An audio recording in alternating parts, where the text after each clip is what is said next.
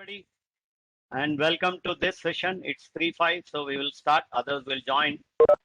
So it's nice that all of you are joining. And this session definitely will be on the FICO navigation for both auditors and users. And I only pray there is a huge rains in Chennai. So I don't think we lose the net or whatever it is. I believe that it doesn't happen. And let us get down to that. And last week we really saw many of those things. And there were some requests expressed by members also that they will need some more explanation on whatever has been done last week. So before I start on the subject, Mr. Praveen Kumar Jha also will join. So he is expected at any time. And so once he joins, he will also be able to explain to us. And based on the feedback which I got from many people, so I thought that we will also start discussing those points initially.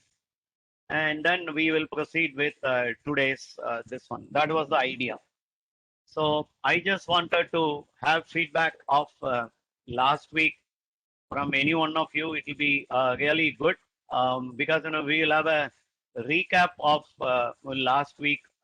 As I had explained, some people wanted slightly more explanation on the last week things, and then we welcome Sri Mugli Prasad Sam sir. He has joined today, and we have Mr. Gopal Krishnan also.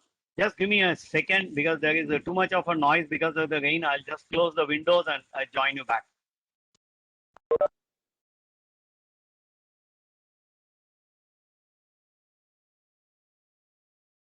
Friends,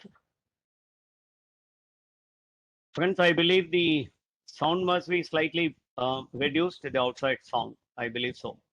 Okay. Last week there were some points which was requested by members that we should cover this. So something what is on R1, R2, R3, and what is the difference, and what is S4 HANA, then fiscal year, what is that, posting period, special period, and T codes and other things. And there was a special request as to the challenges in implementation and all. So I will start off from where we left, and then we will have a small this one on that subject. Then we will get on to today's this one. Is that clear, or anybody needs anything specific to be again covered? Then once Mr. Praveen comes in, then we will also take up those things. Anybody wants to have any opening remarks or words, please? Anyone? We'll be most welcome. And Morning, this, sir. yes, please. Good evening. Yeah, good So, evening. Good evening. I am thankful that I am joining for the first time today. Yes, sir. Shurana, and Okay, sir. just we are yet to see this implementation of SAP. I am Okay, actually sir. calling from Qatar today. Today I have Okay, joined sir. from Qatar. Yeah. Oh, thank you very much, so sir. very Thank nice to join thank your this. Thank you. Thank you very much, sir. Thank you. Yeah, if thank you can just briefly cover the initial points in a just touchy way.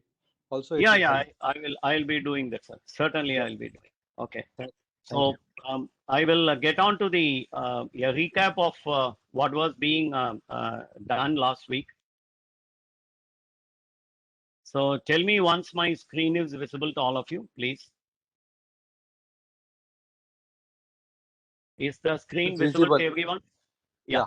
Okay. See, there were questions asked. What is R1, R2, R3? What is the SAP architecture? These kind of questions were being asked when I talked to people after the presentation and the discussions last week. I was taking a feedback from members. Now, SAP is, I think, Mr. Praveen Kumar Jha has joined, the other resource person who is an FICO expert. I will tell more about him. There are a lot of good things about him to tell today specifically. Okay, I'll do that. Mr. Praveen, are you able to hear me? Yeah, I'm able to hear you. Yeah. Sorry for joining No, delay. no Little bit issue. Anyway, I'll just introduce Mr. Praveen. Mr. Praveen is very happily he is also a cost and management accountant. Okay, and he is an today only he got his because for so many years he has been working, and then he was not really worried about the certification because he was the one who was who was thinking of only the skills and knowledge which he has got in abundance, and he is arguably one of the best FI and also CO consultant of the country, as I understand, and I have worked with him 13 years back. I have been working and all. So he's first of all a cost and management accountant like us, and he is also today he appeared for this certification because I think that was a some mandatory request from the new organization where he has joined. So he has got that certificate today. I think we should congratulate Mr. Praveen Jha for that. And then Thank he will you. be appearing for the CO certification in the next week. So this is about Praveen. And last week Praveen had some issues with his mic. I don't think this week he's going to have that kind of an issue. So we welcome you, Mr. Praveen. Praveen, I'll be Thank you. doing a recap of last week based on the request, and as I told you earlier also. So Yes, sure. SAP architecture, if you really look at it, long back, somewhere in the late 90s, we can say, somewhere around 95, 96, 97, or whatever is the period, or 87, in fact. Why 97? 87, 80, 87, we had almost sort of a one-tier configuration. That means you had the database as well as your application and the screen, your front end, everything within one particular you can say a desktop. If you remember, all of you, long back I'm talking 80, Yeah, 87. Yeah. that So one is called as R3 nahi, in the SAP initial. term. Yeah, that is In true. SAP, yeah, in Yeah, SAP it okay, is called okay. as R2 because server was separate and then user are accessing No, and that yeah, server. true. This was in fact R1 when we have initially started. Then Yeah. came R2, where Yes. we had some sort of a database and application process separately, and we had a presentation process in another terminals called dumb terminals or whatever it is. This is called, we used to call it as R2. Then came this R3, where you have got a database processes and the application process and the front end what we were using. So this is how the R1, R2, R3 had come. And in a nutshell, if you really look at all of them, it will be like this. We had a one-tier configuration first, then we came into a two-tier configuration, then we came into a three-tier configuration where we had a database process and in between an application process, which Mr. Praveen was explaining. So the idea between the R2 and R3 is, in R3 we have got an application layer in between so that the original database is not unnecessarily disturbed and all. That is how we saw this. And now we are now moving into S4 HANA. So when we go to S4 HANA, you can just have a look at it. This is how the S4 HANA, we will be discussing further on this subject a little later once Mr. Jha takes over. And this is how the S4 HANA architecture is there. And S4 HANA, he was explaining last week. We will see this also in the weeks coming. We have got a Fury app. That means this is a one particular thing which was not there earlier. So Fury app, we can even work on the mobile. And I have been working on NMDC. We have developed a lot of apps on the Fury also. And it is completely mobile, where you, from your mobile only, you can enter data, you can capture data from the railway siding, or when the wagons are entering, you can take there is some post called number taken. They take the numbers of the wagons and all those things can be done through a Fury. All the safety, security aspects can be done. And the from the Fury app in your mobile only, you can log in for your any shutdown maintenance. And there are hundreds of things which we will be able to do. And some of the reports of FICO also we will be able to see in Fury. as we progress, we will be able to see. So, and HANA being an in-memory, that is what it was told. So it becomes a faster platform to work with if you look at it. So we will not get into too much of a technology, because this point came up: what is meant by R1, what is meant by R2, what is meant by R3. So I just thought I will explain this before we get on to the subject. If anyone has any doubts on this, we will concentrate up to this. If anyone has any doubt, I think why it is called R1, R2, R3 is now amply made clear. So we had only a one tier configuration, two tier configuration, and three tier configurations we have now in the R3, and then with the in-memory and all, we have come to S4HANA. And SAP is now slowly weaning away your R3 ECC platform and all. From 2025, Jaji, you please correct me. From 2025, they will only support S4HANA. Am I right? Yeah, yeah. It is 25 or 27. That may be increased by SAP, may be changed by later on. Maybe. Depends upon the all new people, they are only requesting them that you should go for S4HANA only. Don't go for ECC. So this is how it is. And there was some questions on the fiscal year and the posting period and all, which and all we will cover definitely as we progress. But then fiscal year, all of us must be knowing. And then the posting period also, the period within a particular fiscal year where we are doing the data entry or where we are capturing the data. And the special period, he was explaining about the 13th month, 14th month, 15th month, 16th month and all. If we ideally see when we close accounts in the month of March, I'm talking of the Indian conditions. When we are closing the accounts on say March, so we give a special period of 4 months. That means for us to close the accounts till July. That means April, May, June, July, we get a 4 months to do that. So we have a special period for that. So that is all that number 4, what he was explaining, 3 or 4.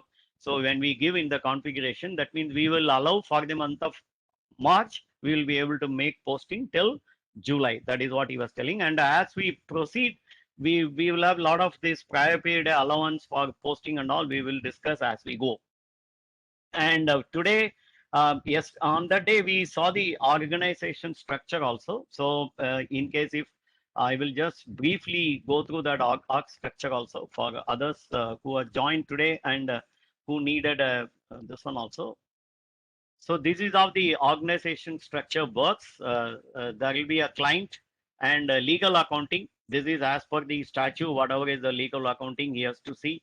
You can call almost this portion as the FI, and I mean, it is not exactly what I am telling, but in a crude way, you can say this portion should be FI. This we can call it on the controlling portion. It may not be exactly that way, but then you will. That's why we have put in 2 different colors. Legal accounting, you will have different entity like company 1, company 2, company 3. Whereas in operating concern, all of them can be put together one. And controlling area could be 1 and 2, and then each controlling area can have a profit center and they can be combined. So if we take an example of that, I will go to the organization where I had worked earlier, SAIL. SAIL had a SAIL India. We will talk about SAIL India. I'm not getting into the SAIL global. Like Tata has got a very global footprint. SAIL has got footprints, all those things. So when it comes to SAIL within India, legal accounting, SAIL India, we have Bhilai Steel Plant, Rourkela Steel Plant, Durgapur Steel Plant. Then within Bhilai Steel Plant, I have Plant 1, Plant 2 and all. Then when it comes to management accounting, it is operating concern of SAIL as a whole within the country. Then I will have 1 controlling area, 2 controlling area, 3 controlling area. There can be a mixture of this. And if you still want only within one particular organization, that means when we are talking of, let's say Durgapur, when we go only to Durgapur, then the thing will look like this. Within Durgapur, there will be 1 legal only. That is a company code only. We call it as we had given company code 300. Then we had a management in accounting, operating concern. Then your controlling area, then profit center 1, we can say raw material handling plant, then the blast furnace, then the steel melting shop, and on and on. I have not gone further down, only for an examples we have given. So this is of the organization structure also he was explaining in the last week. And as we proceed, we will be seeing what is meant by a T code and all. So he will also explain. I will explain in a brief. T code is stands for the transaction code, because we will be talking about this from today and next week. It's an you can say an SAP magic word for calling the standard or a developed or custom made program. Okay, so that is how we call it as a T code. Like in a very simple way, though it is not the right example. Where in Excel and all, we say some product, we look up and all. These are all the functions we call. So like that, here also the T codes could be a function or a program by which a name by which we call the program.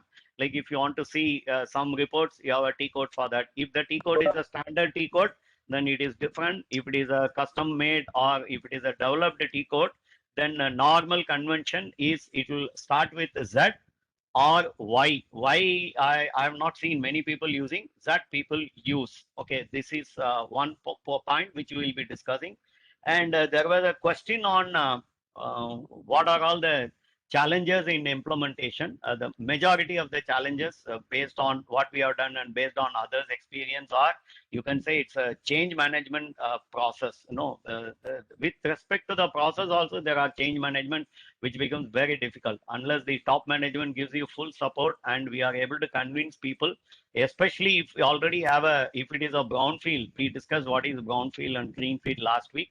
So especially if it is a brownfield, then change management becomes very difficult because already a legacy system is working. So change management is one of the main thing, and then migration of data. Then we have cutover strategies, how we should send the data from here, how many days we will have a blackout period and all. Then work breakdown structure and service entry sheets by users, which we will discuss as we proceed for creation of liabilities by the user departments. And as I told you, yeah, very top management support. So these are all the things which we covered last week. In a nutshell, I try to recap everything so that we have a continuity for even people who wouldn't have joined last week. So I will stop the share screening now. Now, 2-3 things we should remember as we proceed. One is what we should do as an auditor or as an user or as a consultant. We will discuss that also. There are some points. And number 2 is what are we expected to learn and then do. So that portion will be covered by Mr. Praveen. So he will be now talking about the screens, how do they appear, what kind of a navigation we have to do and all. And then in between, I will be able to show the actual SAP screens, and then he will be navigating through me. Mr. Praveen, I was not able to send you all those details because I was held up in another meeting till about 3 o'clock. So once this is over, I'll send you. Okay. So Okay, that no problem. next week onwards, even on IDES, you will be able to do. I just finished one more meeting at 3 o'clock. That is fine. And we should all know when we are going to be the user in a new company when you join, or when you are going to be auditor when you are getting in. So this is from our viewpoint and from many of the auditors who have audited our accounts and all. So we should have a definite idea about the blueprint of the organization when they went for the implementation. So it is called a business process blueprint. So somebody calls it as a business blueprint BP, somebody calls it as BPP and all, whatever is the term.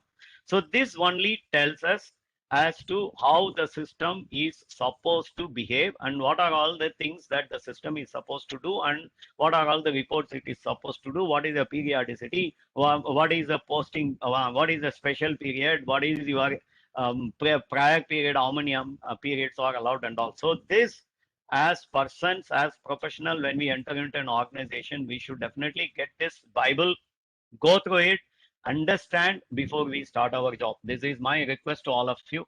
And once we are thorough with the blueprint, then we should definitely have a check. If you are an auditor, check. I'm talking of even internal audit.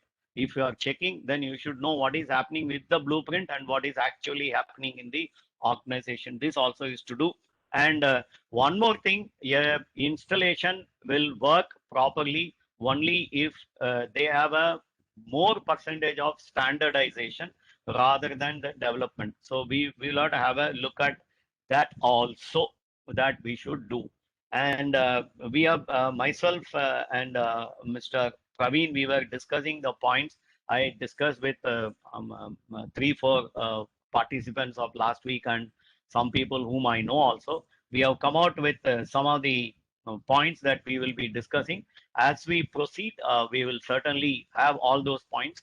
And I'm certain that only with this today, with today only, it may not be possible to complete. Maybe it will go for a week or maybe one more week. I request all of you to stay with us and then be with us for this journey. And one more thing, there are people who are quite knowledgeable and an expert on SAP. So I'm not getting into the names. So we are, at least I am not an expert on SAP fully. So I'm only facilitating on a larger area. And we have got an expert, Mr.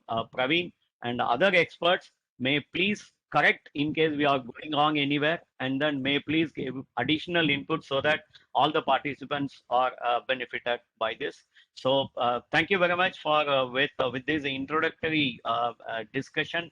I am now requesting Mr. Praveen to take over. Mr. Praveen, please. Yeah, thank you, sir.